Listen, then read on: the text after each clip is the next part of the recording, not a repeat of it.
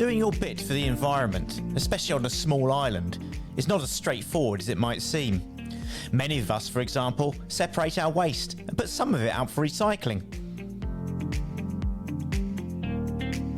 Because Jersey is just 9 by 5, we don't create enough volume to make recycling many materials ourselves economically viable, although we do a good job with green waste and aggregates. So is the cost of, say, sending our plastic and cardboard to France or the UK better than burning it here? And does the benefit of exporting metals outweigh the environmental cost of sending diesel-burning dust carts to collect it? And if it is better, should the authorities wield more stick to get us to recycle more? Tackling these questions in this Bailiwick podcast is Piers Tharme, who has responsibility for recycling within our government. Piers, do you feel as though we do live in too much of a throwaway society?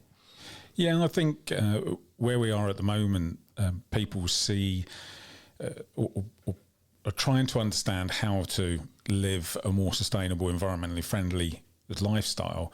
But in some ways, with having a very consumer society, there's that push to buy new, and it's just how you sort of balance that out really, and buy in a way that isn't doesn't have the environmental impact that we certainly have had in the past. And when I think about how items are packaged, the constant one we get asked about is, I've got a cucumber, why do we wrap it in polythene to sell it when it's got its own protective skin? That there is actually an argument that in that respect, the item lasts longer when it's wrapped, therefore is less food waste, and food waste is a big carbon emitter globally. So there's sort of three main areas that are the main carbon emitters, that being textiles, food and industry. And so it's working around those of how we can live more sustainably as people, on the world as a whole, and obviously for ourselves in the island. And is it about recycling more? Is it about using less food, chucking away fewer things? Yeah, I think there's sort of twofold. We're currently, certainly as government, running a reduce campaign. So it fits within the waste hierarchy where we should try and reduce what we use and waste, and recycling comes below that. And it's always, we can't recycle our way out of this problem. It's more about reducing our impact. What recycling does is it helps people to understand what they use, and that's certainly something we see, but borne out certainly in our local curbside collections. It indicates that people change their behaviour when they actually look at what they're throwing away. And people are very well intentioned a lot of the time, and it's just the fact that there isn't a market for everything that everybody wants to throw away. So you end up in this problem where you still have waste to manage at the end. And this isn't just, obviously it's been led by the government, a drive to reduce waste, to recycle more.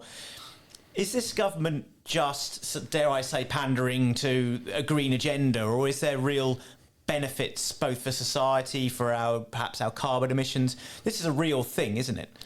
Yeah, and I think in general, the feedback we get is people want to do the right thing, and certainly something we find with someone like Jersey as an island community, there is that far more of a community feel about in pretty much everything we do, and you see that when you go away, that there's more rubbish on the streets. People, they move from area to area, and because it's not theirs, there's not necessarily that investment in it as an environment. So certainly that is on the longer strategic aims and the policy direction, is that it's part of that. Obviously we have a carbon neutral roadmap that we're moving down, and the net zero targets. And sometimes some of those bigger things are difficult for people to understand. Well, how can I make an impact and be part of that? And some of that is informing people about the right behaviours, and that's actually changing behaviour in general. My understanding is that of the stuff we throw away, around 30% is recycled, which is a figure which has stayed pretty stagnant for the last few years. Is that good? How do we compare? So, with ours at the moment, it is a rate that people don't have any necessary incentive. So it's people that want to do it. So that's one of the things when we do compare ourselves to elsewhere. They may well have a target driven on whether that's financial or, or there's some legislative target in there to encourage that behaviour change. We would like to see more, and it's sometimes difficult to compare us directly to other people, but we do look at, particularly the other islands, Guernsey, Isle of Man, to look at how they structured, set up, and we have regular dialogue with our counterparts in the islands just to understand what their routes are, how, what's good to move, who maybe is a good partner to work with to take that material. Because the reality being, a small island, is we actually don't produce a huge amount. So to have certainly processing on the island is quite difficult. The main ones we do have are things like the wood shack up at Acorn, where waste wood goes and they recycle that in the local market. Now that can be achieved, and there are some other examples on the island. But when we start looking at things like cardboard, there just isn't. We don't produce the volume of material to make it economic to use those. The water and the power necessary to make new cardboard boxes that we then probably have to ship to a supplier in the UK for them to package items. So we're feeding the larger processing facilities. And for instance, our cardboard goes to processing mills either in East Anglia or southwest of the UK. The paper goes to the similar routes, but not always the same producer. It just depends on the market. From a sort of week-to-week basis. Plastics that are recycled at curbside and through our Bring facilities, they go to one of two processors, again, one in East Anglia and then one further up in close to Manchester. And again, that's sometimes the market forces depending on, who's buying material. So perhaps just to dispel a myth, which, I have heard on occasion, all our recycled products are recycled. They're not thrown into the incinerator when the price is low, for instance. Certainly the contracts that we run with partners both on island and off island is for anything that is presented for recycling, we send away for recycling. The only thing, occasionally we get contamination at that deposit level. So if it's curbside from household, generally the contractor, whoever's doing your local parish collection won't pick it up. They'll leave it. They might let you know why they've left it. Sometimes we get it from the Bring sites that people might be aware of around the island. And if it's heavily contaminated, there's nothing we can do with that other than take it down to energy recovery. Purely on that is, even if it's contaminated with lots of other recyclables, we'll pick the cost up once we've shipped it to the UK, and that cost just goes up exponentially when they then have to get rid of it at their end. So we're better to process it ourselves. And how, going back to the other islands, the Isle of Man and Guernsey you've mentioned, how do we compare? Are we better recyclers than the other Crown dependencies? Certainly, Guernsey have gone a slightly different way. They don't have an energy recovery facility, and they brought in some quite sweeping changes where they pay per bag. They also pay a standing charge as well over and above with their standard rates. So there's quite a lot of into it to pay for the service that they have, and hence that has driven or made a lot of people actively recycle. So the recycling is free, and they've seen certainly their household rate go up significantly because of that. A bit difficult to compare us figures directly, because when we look at our rate also includes commercial material that's brought to us.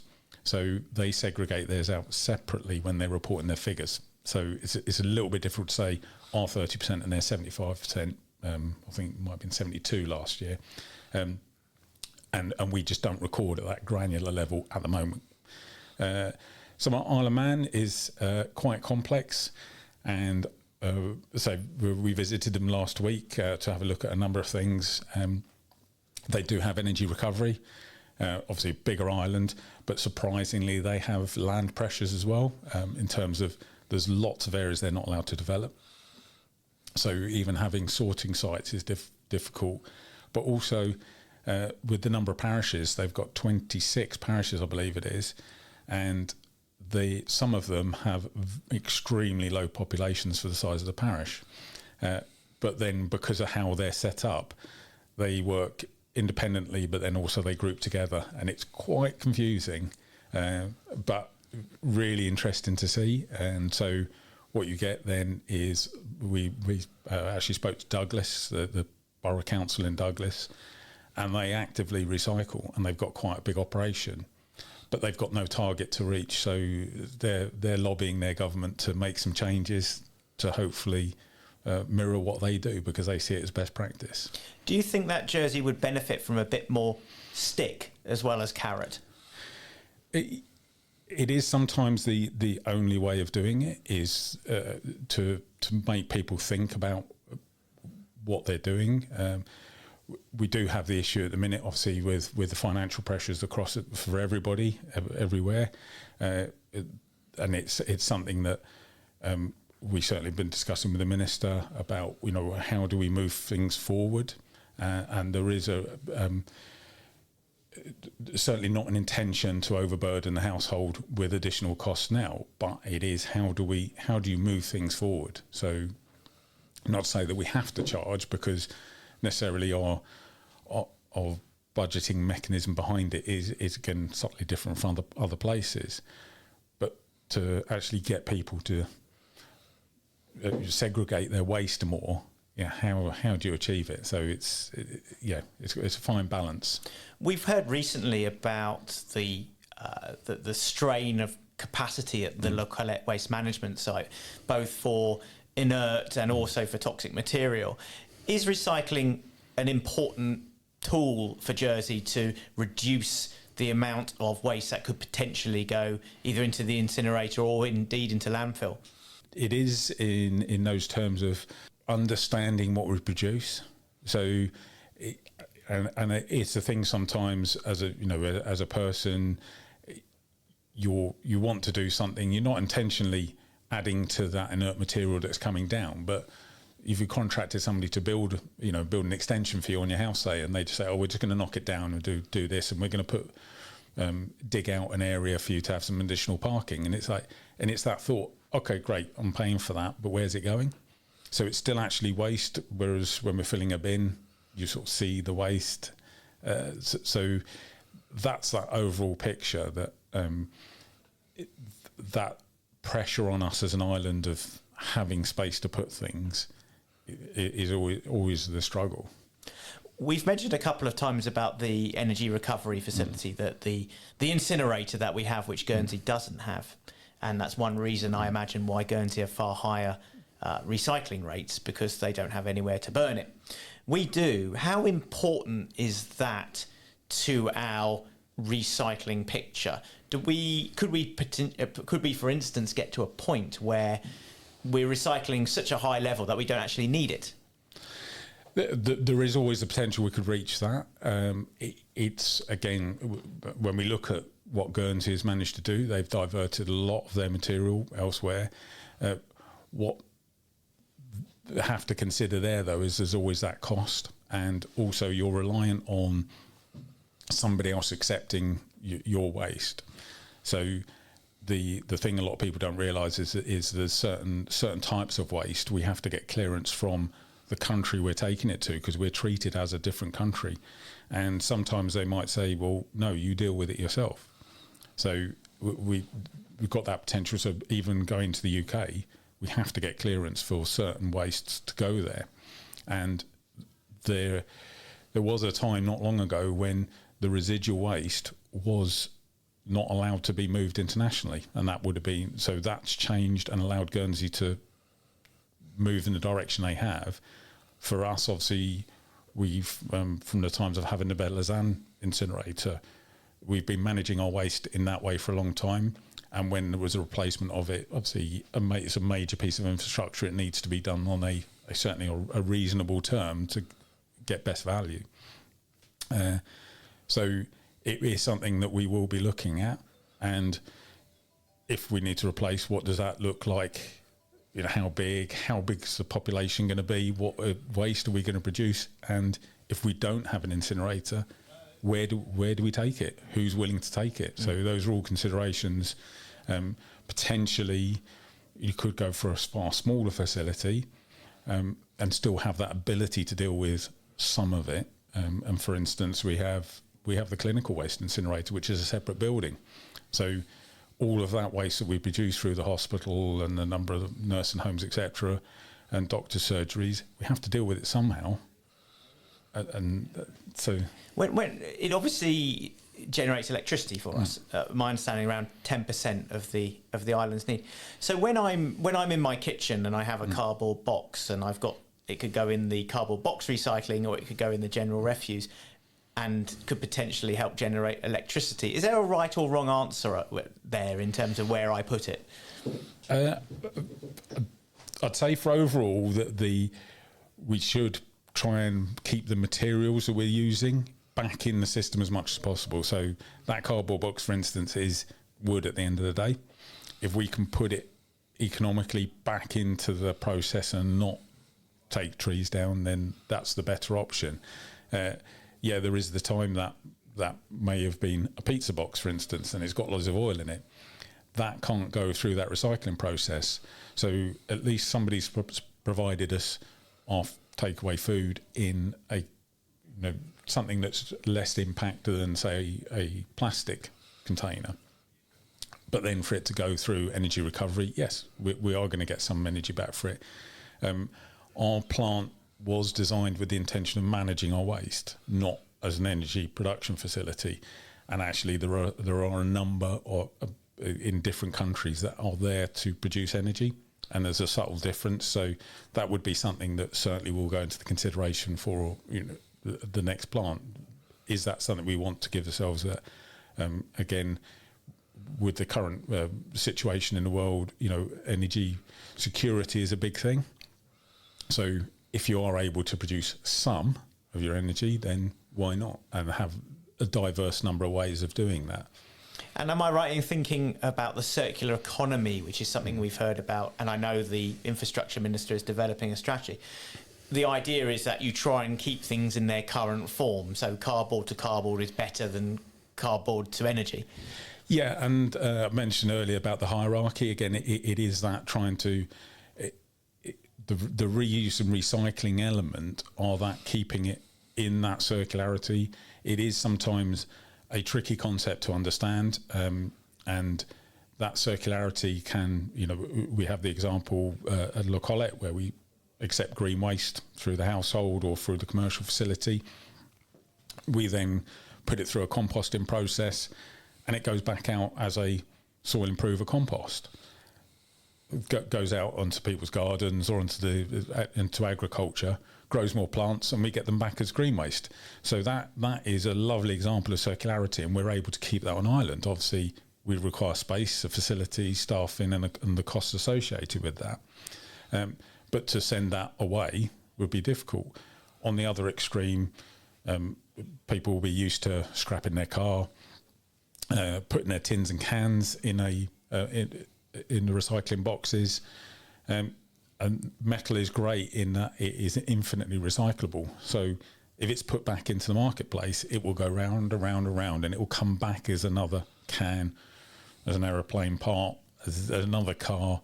And in fact, one of the facilities we visited last week as part of our trip to the UK, the aluminium that they produce from waste electrical recycling goes to Jaguar Land Rover for vehicle parts. So they've included that. So everything that we send them, we know all that aluminium goes there. So if I throw out a can of tuna, it could become a part of an F-type? Potentially, yeah. But that's that's that beauty with it as a material. And at the end of the day, that's saving it being mined out of the ground and all of the energy and the resource required for that. What we don't necessarily or aren't able to control is how far that might go. So that circularity, that's where the rings, as it were, go out a bit further.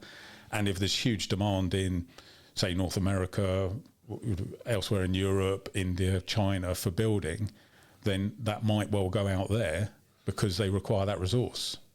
When it comes to recycling in Jersey, what are the most common mistakes that people make? Presumably, I know because I've been guilty of this, plastic is quite restricted in what we recycle. It's plastic bottles. It's not trays, the plastic trays of a sandwich container or anything like that. Can you just explain where do we get it right, where do we get it wrong? Yeah, I think, and that's quite a common one, and we see that across, certainly when we look a lot on the industry information, certainly coming from Europe and the UK, that people find that very confusing. And rightly so, because there are a number of different packaging plastics, as they're generally referred to, and they can be made from one of 7 different types. We keep it to bottles because they're made of type 1 and type 2, which are the most recyclable and easily recyclable. And also they're able to be sorted very easily back into those types. So that's why we can take them together. And what you find with the others, historically, a lot of the other types of material and packaging that you'll find having done your shop at the supermarket was made from lower grade plastics, and they can't be easily recycled back into a usable product. That market is changing, and we do monitor that, and we discuss that with our partners and the processes where it goes to. And hopefully as that starts to change and we get more of the same type of plastic in the marketplace, then it's easier for us to find somewhere. And it is the difficulty always. People say, well, we should recycle more. Well, if there's no market to take the material to, then you're just adding cost. But as consumers, that's where we've got a massive part to play in understanding where our things come from. And that people are probably quite used to it. You know, if you're using paper in the office, it's probably says recycled paper, you know, made from recycled product. You'll see on the boxes that you receive stuff through the post, quite often it will say on there, I'm 100% recycled. So it is that's us consuming in a better way. And back to that original point of by us demanding that, then the producers will give it to us in the way that we've asked for it. And so those unrecyclable or unreusable items will steadily disappear. A good question to follow on from that is where you see the future. What would we be recycling next? Do you see, if we make the right consumer changes and technology advances, we might be able to recycle all plastics and not just plastic bottles? And also I was going to ask about food waste as well, which is, I think, around 35 to 40% of what we throw out is food waste. Would there ever be a market for recycled food waste?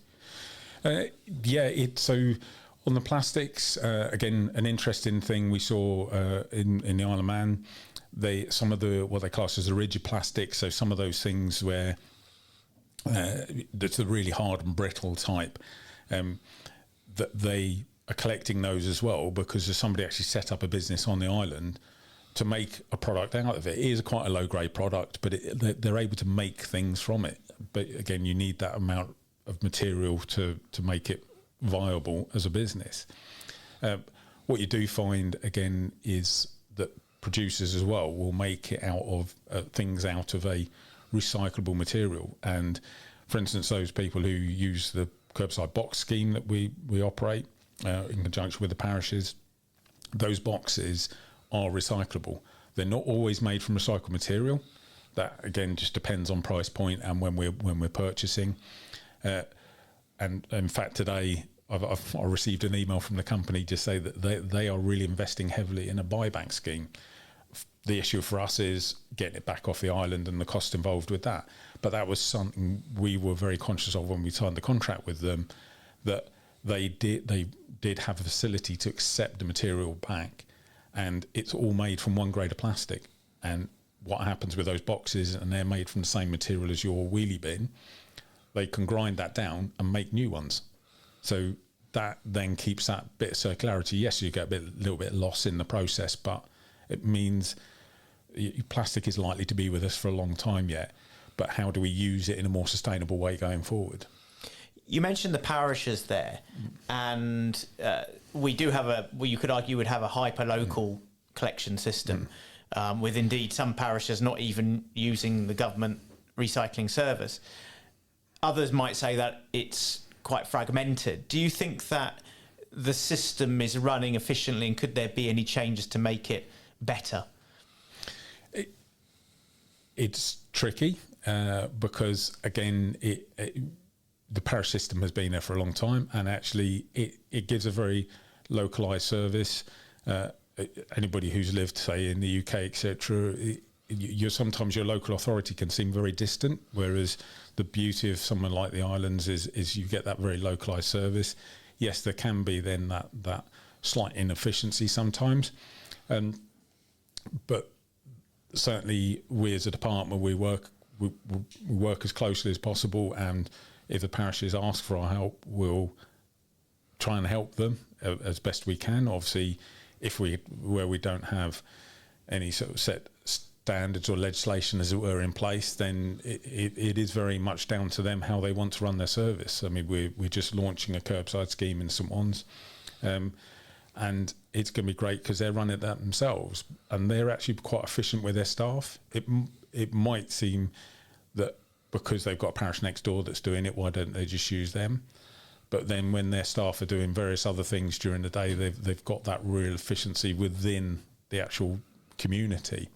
So, there is that sharing of vehicles, etc., and reducing that carbon. But when you sort of break it down a little bit, they are being certainly what I see across a number of the parishes. They are being very efficient in how they do it.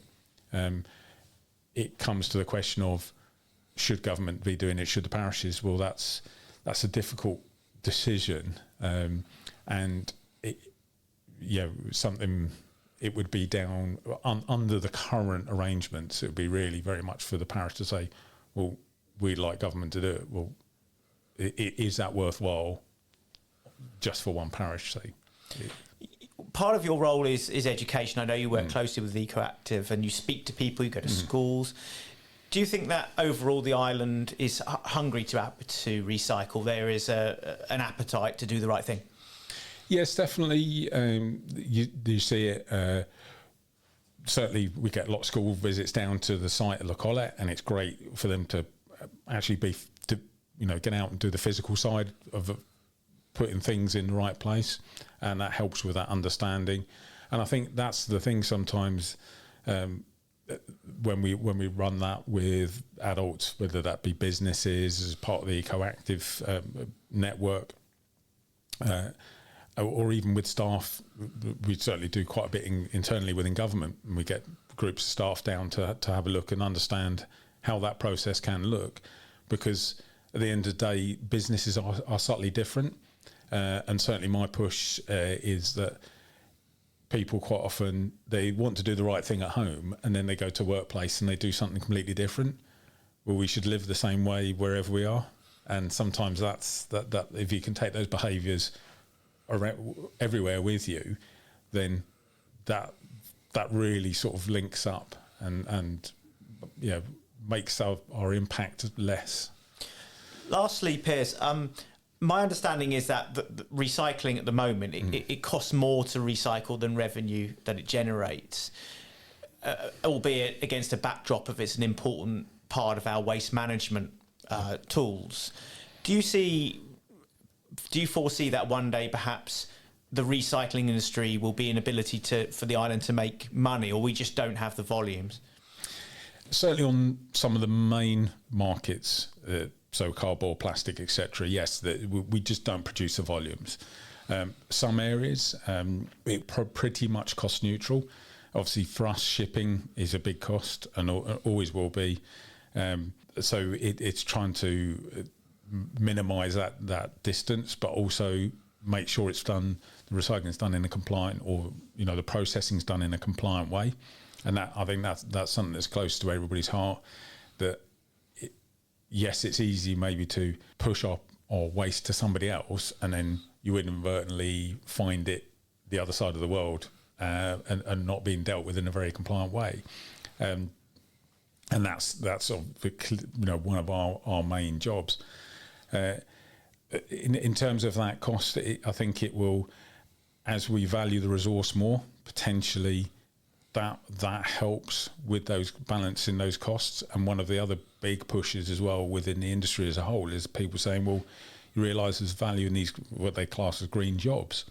So we still need people to carry out a lot of the functions, and quite a few of those costs are for people to receive, go out, collect, receive, and prepare things for shipping. And sometimes that's the only cost. Actually, what you get back in the material, and if that person's employed locally, providing income, paying taxes, etc., they're being active in that job market and keeping us buoyant as an economy. So it's sort of that whole circle and understanding it.